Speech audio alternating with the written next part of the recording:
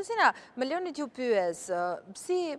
mendoni se do të ndikoj pikërisht konflikti me Iranin, sikurse ju edhe më sipër në fjalën tuaj e përmendët si një pikë të rëndësishme të marrëdhënieve dhe të qasjes që kanë treguar deri më tani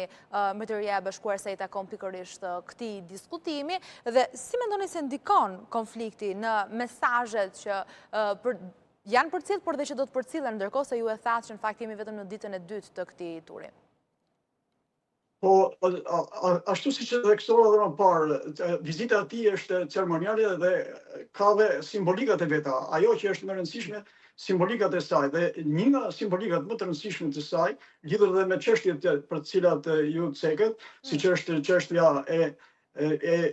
Iranit edhe marrëdhëniet ndërmjet Shteteve të Bashkuara të Amerikës edhe Britanisë së Madhe, duket sikur janë në pak si të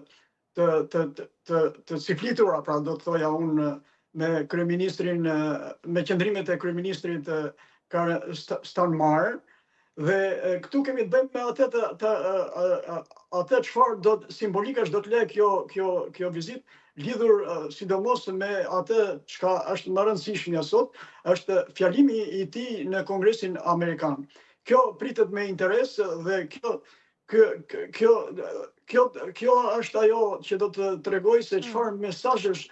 të buta pra për unitet, klim, paqe dhe vlerat e përbashkëta anglo-amerikane do të përcjellë fjalimi i mbretit Charles në Kongresin Amerikan.